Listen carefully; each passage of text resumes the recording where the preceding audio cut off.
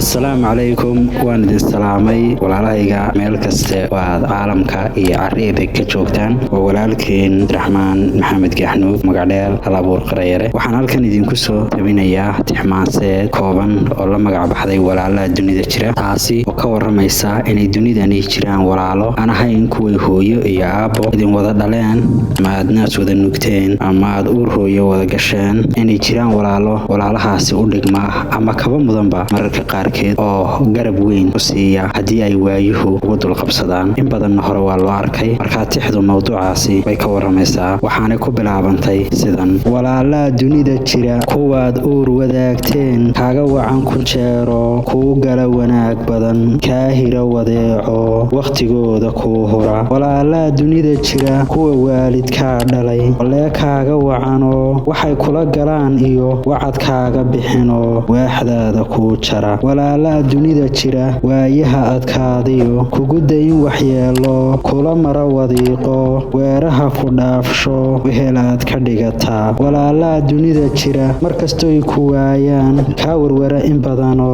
telefoon warqaadaha kaa soo wacaayo, kaa waraysta xaalka. walaalaha dunida jira, waxa aad tidhaa iyo weedhaada jecelo, nacaskii ku wiiqiyo nacabkii ku weerara, labadaba wadnaha jara. walaalaha dunida jira, si weyn kuu ilaasho, adoo waalalow qaba, oon kaa waraabsho, kuu waaba hadhaco, kuu qalawan shiliso, walanqiyo la kuu jara. maasadu intaasay ku eg tahay. wabilaahi towfiiq.